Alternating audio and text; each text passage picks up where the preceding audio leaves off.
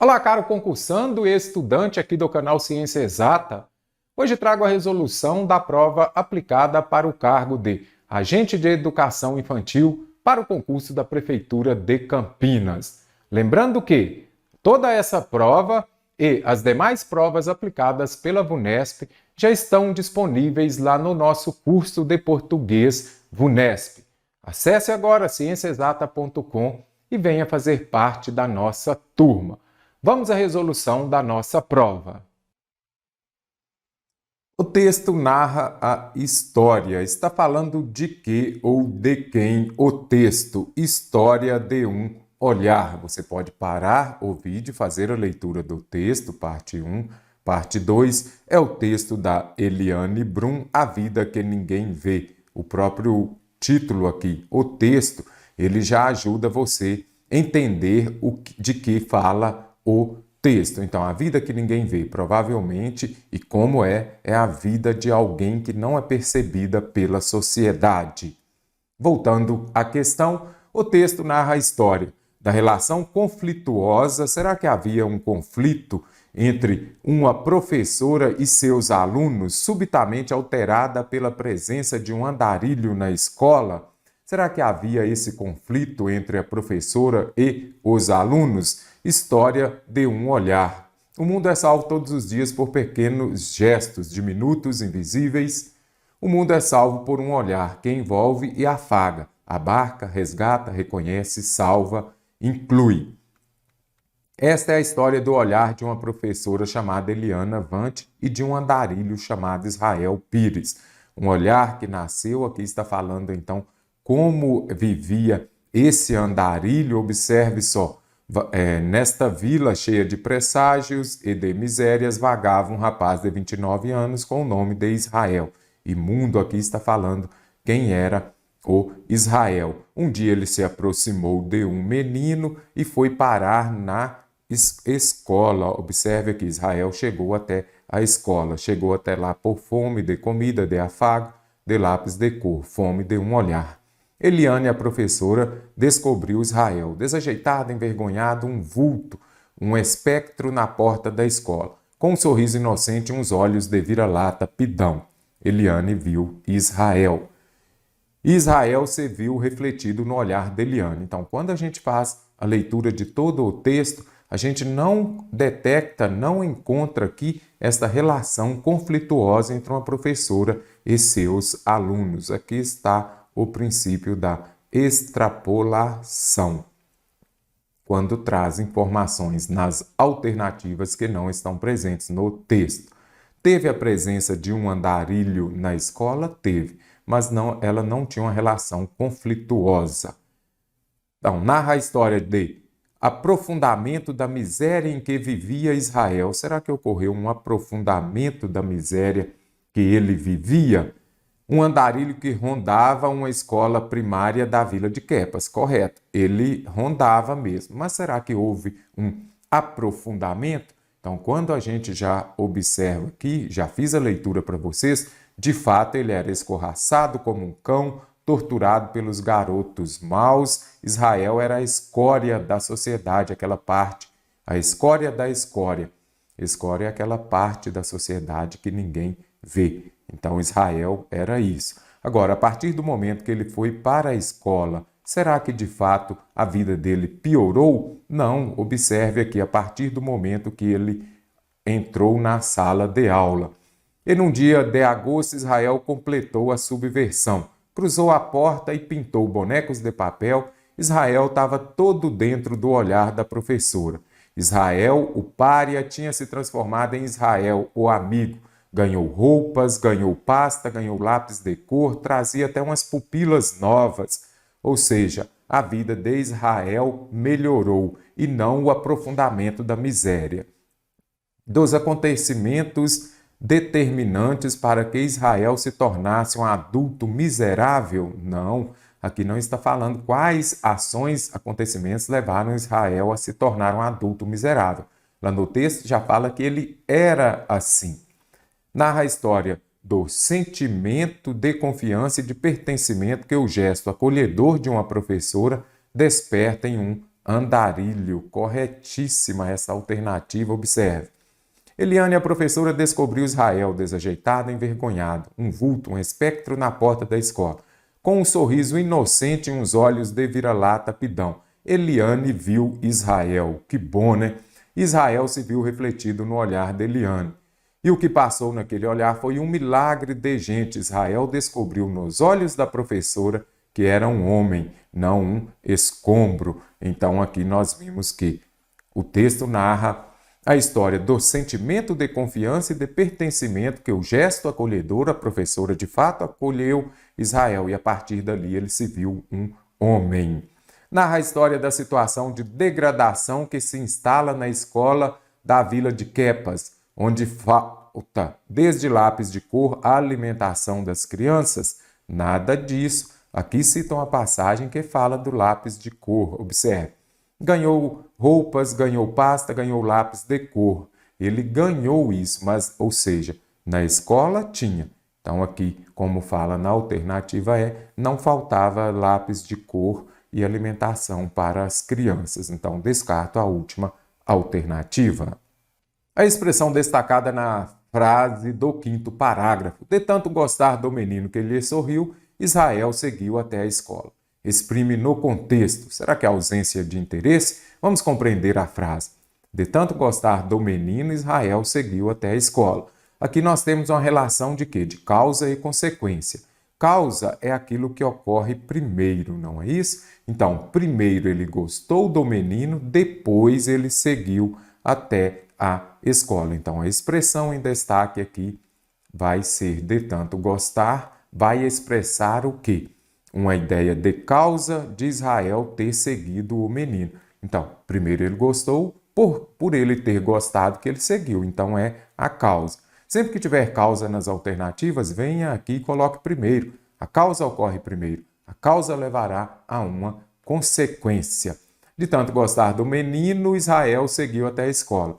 Exprime no contexto a ausência de interesse do menino por Israel. Neste caso, não está falando. Onde está falando que o menino não teve interesse por Israel? Observe aqui. De tanto gostar do menino que lhe sorriu. Se você sorri para alguém é porque você gosta. Então, teve um interesse. Oposição do menino a que Israel o seguisse? Não. Se ele sorriu, ele era a favor. O modo como Israel gostava do menino. Sempre falar modo, você vem aqui e já coloca como. Como ocorreu aquela ação? Rapidamente, aí seria o modo. Finalidade, vai aparecer a preposição para ou a fim de. A finalidade de Israel ao seguir o menino? Não, que nós já vimos que foi a causa. A causa ocorre primeiro, a causa leva a uma consequência. Leitura da narrativa permite concluir que foi fundamental para a transformação pela qual Israel passa. Já vimos lá no texto que o acolhimento da professora foi fundamental para isso. Quando o Israel se viu refletido no olhar da professora e o que passou naquele olhar foi um milagre de gente. Ele descobriu nos olhos da professora que era um homem, não um escombro. Então, o que foi fundamental para essa transformação? A tenacidade pode ser persistência ou a perseguição, o objetivo que ele tinha. A persistência com que ele passa a perseguir o ideal de também fazer a diferença na vida dos alunos. Em momento nenhum aqui no texto está falando que ele passa a fazer, que ele insistiu em fazer a diferença. Ele apenas queria comida, ele queria ser notado, porque ele também era um homem. Então, ele passou a conviver também com as crianças, não é isso? Observe. Israel, capturado pelo olhar da professora, nunca mais a abandonou. Vive hoje nesse olhar em formato de sala de aula, cercado por 31 pares de olhos de infância que lhe contam histórias, puxam a mão e lhe ensinam palavras novas.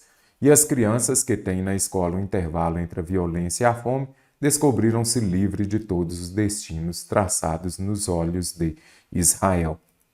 De fato, ele convivia com as crianças, mas aqui ele não teve essa persistência para conseguir, para alcançar o ideal de fazer a diferença na vida dos alunos, apenas ele estava com fome, ele queria comida. Alimentação que passara a receber às escondidas da professora e de parte dos alunos. Está extrapolando também as informações no texto. Ele foi lá em busca de comida, mas não fala que ele passou a receber às escondidas. O seu desempenho escolar que desfaz o estigma de tolo que lhe fora atribuído pelo senso comum. Observe, lá também não fala no texto o princípio novamente da extrapolação. Traz algumas expressões ou alternativas que não aparecem no texto, não fala do desempenho escolar dele. A forma como ele próprio passa a se perceber em virtude do modo como é notado pela professora. Observe só aqui. Então, aqui essa transformação ocorreu a partir do momento que a professora acolheu Israel e a partir daí ele se viu um homem, ele viu que ele era um ser humano. Então, a forma como ele próprio passa a se perceber em virtude de como foi recebido pela professora. A atitude dele de abandonar os amigos e a diversão das ruas, onde estava falando no texto que ele abandonou os amigos, abandonou a rua, a diversão das ruas e passasse a se dedicar integralmente à escola. Não traz essa informação também no texto. Posso descartar a alternativa E. No contexto da narrativa, está empregada em sentido figurado. Falou sentido figurado, sentido conotativo. Quando você dá novo significado às palavras. Aquela prova, aquele concurso, aquela banca é uma pedra no meu sapato. Quer dizer, será que é uma pedra mesmo? É uma rocha? Não. Então ali eu dei um novo significado às palavras. A palavra pedra, que quer dizer que é um empecilho, aquilo que atrapalha. Então, sentido conotativo. Se preciso for, volte ao texto. No PDF do nosso curso também está lá o texto. Israel na janela, espiando para dentro. Espiar é quando se observa. Então, ele estava observando a sala de aula. Então, aqui foi empregado em sentido próprio. Cantando no lado de fora, desenhando com os olhos. Descarto. Trazia até umas pupilas novas, enormes, iluminadas. As pupilas, sim. Então, aquela parte do olho. Isto é pupila. Então, novamente empregado em sentido próprio. Israel chegou até lá por fome. Fome de comida, ok. Você tem fome de comida, mas você tem fome de afago, de lápis de cor, fome de um olhar. Você quer comer um lápis de cor? Quando falar, o atacante tem fome de gol, ok? Será que ele quer comer gol? Não. É porque ele tem o desejo daquilo, ele tem a vontade. Então, ele precisava, a necessidade nesse caso. Até lá por necessidade. Necessidade de comida, de afago, de lápis de cor, de um olhar. Então, fome nesse contexto foi empregado no sentido conotativo. Nesta vila cheia de presságios, ou seja, observa o pré aqui, seria o mesmo que pressentimentos, e de misérias, vagava um rapaz de 29 anos, também sentido próprio. Esta é a história do olhar de uma professora chamada Eliana Vante e de um andarilho. Andarilho é aquele que anda mesmo, aquelas pessoas que ficam perambulando pela rua, pelas cidades.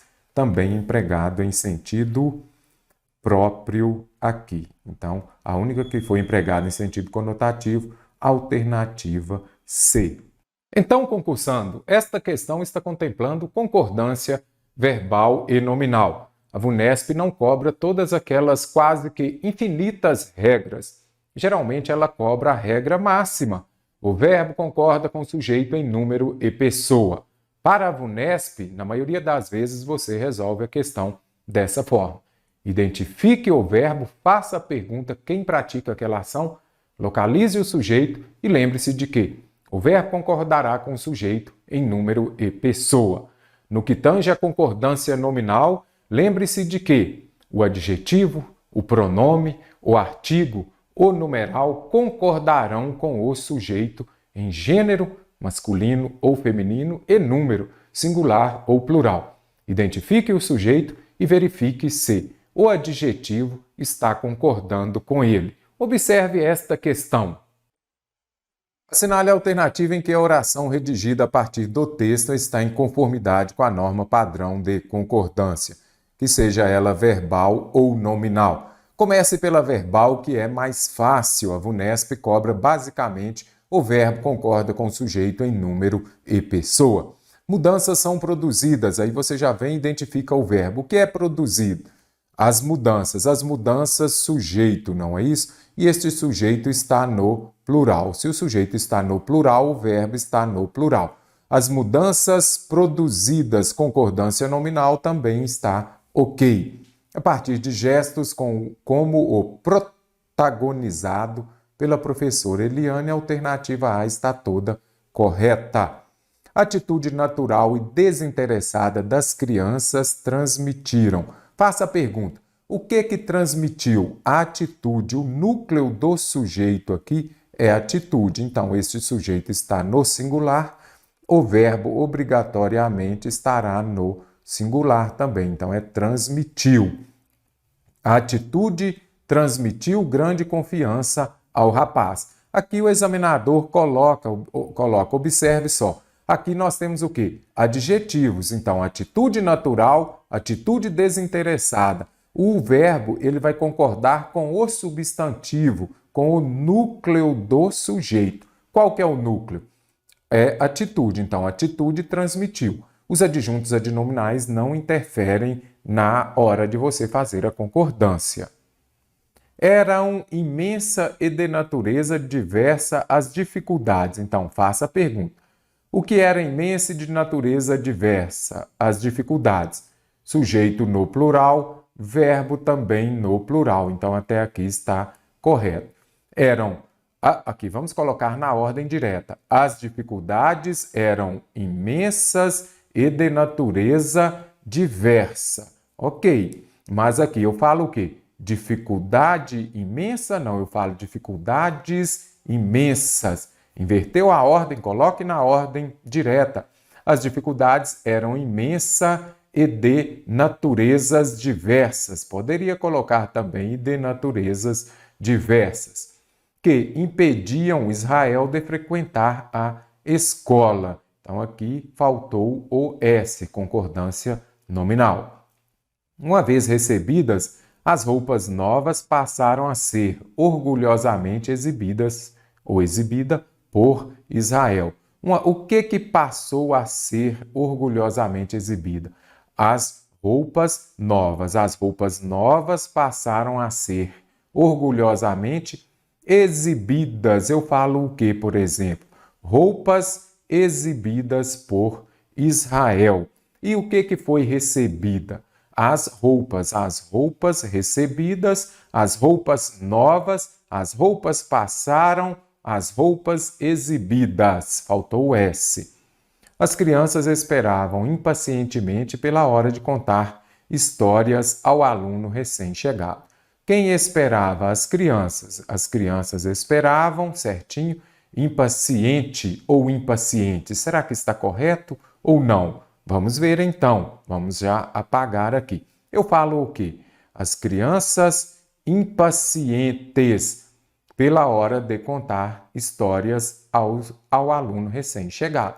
Então, muita atenção. Aqui é questão nem de memorizar as regras, é de ter atenção mesmo. Quando ocorrer isso daqui, simplifique, coloque somente substantivo e adjetivo. As crianças impacientes. O adjetivo concorda com o substantivo em gênero e número. Vamos marcar agora a alternativa em que a alteração da posição do pronome, conforme indicado nos parênteses, está correta, de acordo com a colocação pronominal. O que pede a questão? Se você pode colocar este pronome antes ou depois do verbo. Tem colocação pronominal, você já vem aqui e escreve o quê? Enéas 4Ps, não é isso? São os casos obrigatórios, os casos que levam à ocorrência de próclise. 31 pares de olhos de infância que lhe contam histórias. Então, você observa que este que é um pronome relativo. Se é pronome relativo, olha o P de Enéas 4Ps, pronome relativo, Caso obrigatório de próclise, o pronome tem de vir antes do verbo, não pode vir depois. Puxam a mão e sempre. Sempre é o quê? Advérbio de tempo. Se é advérbio, Enéas 4Ps. Enéas 4Ps são os casos que levarão à próclise, ou seja, o pronome tem de vir antes do verbo, não pode vir depois. De tanto gostar do menino que lhe sorriu. O menino aqui, substantivo, então aqui eu tenho um pronome relativo, Enéas 4Ps, caso obrigatório de próclise. O pronome tem de vir antes do verbo. Um dia Israel se aproximou. Tem Enéas 4Ps? Não tem. Então eu poderia falar, um dia Israel aproximou-se de um menino. A única que não tem Enéas 4Ps, eu posso colocar antes próclise ou depois ênclise. Israel, ou pátria, tinha se transformado. Aqui é interessante. Observe só, quando aparecer locução verbal, verbo auxiliar e verbo principal no particípio, o que você vai entender? Você vai compreender que este pronome oblíquo átono nunca pode vir depois. Ele tem de vir antes. Então, tinha se transformado. Não pode vir depois. Verbo auxiliar mais verbo no particípio pronome oblíquo átono não pode vir depois. A única que pode ocorrer próclise ou ênclise é a alternativa D. Novamente, texto nesta prova para o cargo de agente de educação infantil. O excerto permite concluir que o narrador. Então, a que conclusão podemos chegar baseada nesse texto de José Lins do Rego Doidinho? Então, vamos voltar aqui. Se quiser parar o vídeo, faça a leitura. Vamos ver aqui agora o que pede a questão. Permite concluir que o narrador tinha na dificuldade para escrever legivelmente um forte impeditivo para que avançasse no entendimento dos conteúdos escolares. Será que podemos chegar a essa conclusão, que ele tinha na dificuldade para escrever legivelmente um impeditivo? Quando a gente volta aqui, a gente já vai fazer a leitura desta parte. O velho professor tinha razão. Em pouco tempo, adiantara-me bastante. Isso daqui já indica muita coisa, ou seja, ele avançou. Estava nas frações e quase no fim do terceiro livro de leitura. A letra, porém, é que não tinha jeito de melhorar. A letra não melhorava, mas ele avançou bastante. Então, dificuldade para escrever legivelmente foi um forte impeditivo para que avançasse no entendimento dos conteúdos escolares? Não, porque no início do texto fala que ele adiantara-se bastante. Podemos concluir que o narrador encontrava no pouco, vamos colocar aqui, no pouco conhecimento que tinha da realidade, um empecilho para admitir o que se afirmava nos livros escolares. Será que a gente já pode fazer e compreender desta forma? Será que está correta essa alternativa?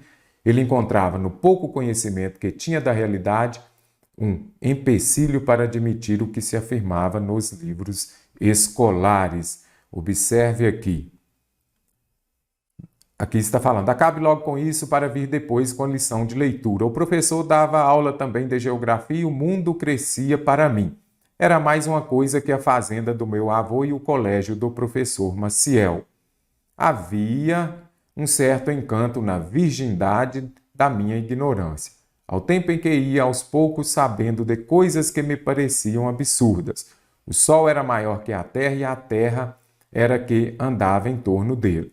Os livros afirmavam estas verdades, mas acreditar nelas custava muito à minha compreensão limitada das coisas. Aí, quando a gente volta à alternativa B, encontrava no pouco conhecimento que tinha da realidade um empecilho para admitir o que se afirmava nos livros escolares. Observe, os livros afirmavam estas verdades, mas acreditar nelas custava muito à minha compreensão limitada das coisas, ou seja, ele tinha pouco conhecimento sobre as coisas. E isso era um empecilho para admitir o que se afirmava nos livros escolares.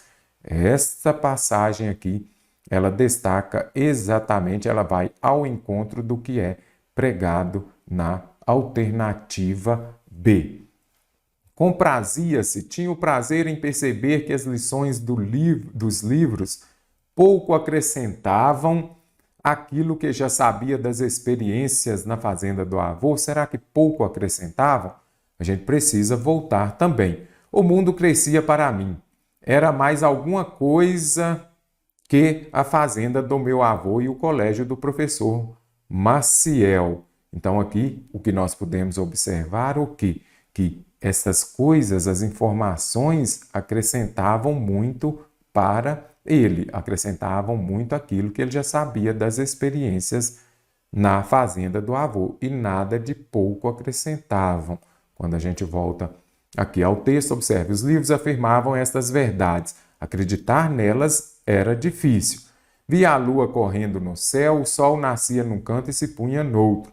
Por mais que a geografia contasse as suas histórias e os globos terrestres girassem em cima da mesa, ficava acreditando mesmo no que estava vendo com meus próprios olhos. Então, já descartamos aqui também a alternativa C, porque os livros traziam muitas informações. Ele é que tinha dificuldade de compreendê-las. Esforçava-se em vão realizando as atividades escolares, já que o receio dos castigos não lhe permitia ampliar o entendimento. Sim, no começo do texto eu falo que ele evoluiu bastante, adiantara-me bastante. Então, ele avançou, mesmo ele tendo medo do castigo. Observe. E ia borrado, caprichava, esforçava-me, mobilizava toda a minha paciência e, no fim, a pena obedecia aos meus pobres nervos e a tinta marcava-me a condenação ao castigo. Tinha castigo por causa da sua letra? Tinha, mas ele, mesmo assim, ele avançava. Então, nada de esforçava-se em vão realizando as atividades. Tinha o castigo, mas ele avançou, ele aprimorou, ampliou o entendimento. Desdenhava da insistência antiquada do velho professor, em momento nenhum ele fala dessa insistência antiquada, em exigir que as lições fossem escritas com a caligrafia impecável. Aqui está extrapolando, não traz essa informação. Apenas ele fala o quê? Que o professor, o velho professor, tinha razão. Então ele cobrava, o velho professor cobrava, deixava de castigo também, mas em momento nenhum ele vai desdenhar isso daqui, como fala. Ele desdenha da insistência? Não. Então descarta também essa alternativa. Assinale a alternativa em que é a reescrita da oração, a letra porém, mas, porém, contudo, no entanto, entretanto, todavia, simples assim. Porém, ele expressa uma ideia de quê? De oposição. Aqui eu tenho uma oração coordenada, sindética, adversativa. A letra é que não tinha jeito de melhorar. Então, apareceu o porém, expressa uma ideia de oposição. Portanto, é uma conclusiva, expressa uma ideia de conclusão. Porque pode ser uma ideia de causa ou então de explicação. Já memorize aí essas conjunções muito cobradas pela VUNESP. Enquanto expressam a ideia de tempo. Conforme é conformativa, consoante, segundo, conformativa. A única que vai expressar uma ideia de oposição, eu já sei que é a todavia. Bastava você se lembrar de quê? Mas, porém, contudo, no entanto, entretanto, todavia. Exprime circunstância de modo no contexto em que é empregada a expressão destacada na frase. Advérbio de modo. Advérbio é a palavra que modifica o ava, o adjetivo, o verbo e o próprio advérbio. Sempre for advérbio de modo, você vai fazer a pergunta como.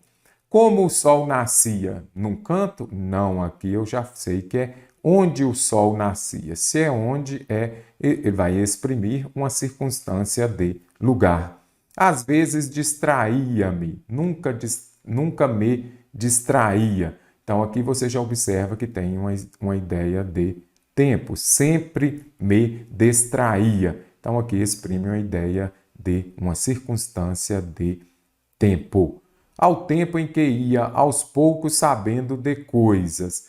Como ele ia sabendo de coisas aos poucos, ou seja, vou colocar aqui, paulatinamente, paulatinamente, ou seja, vagarosamente, aos poucos. Então, como ele ia sabendo das coisas?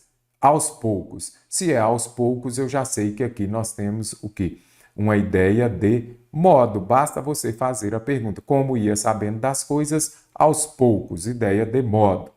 O meu nervoso, talvez eu vá à festa. Então, aqui expressa uma circunstância de dúvida. Mas acreditar nelas custava muito, custava pouco. Então, aqui eu já vi que tem uma ideia de intensidade. Basta você observar. Mas acreditar nelas custava a minha compreensão limitada das coisas. Custava muito. Então, uma ideia de intensidade.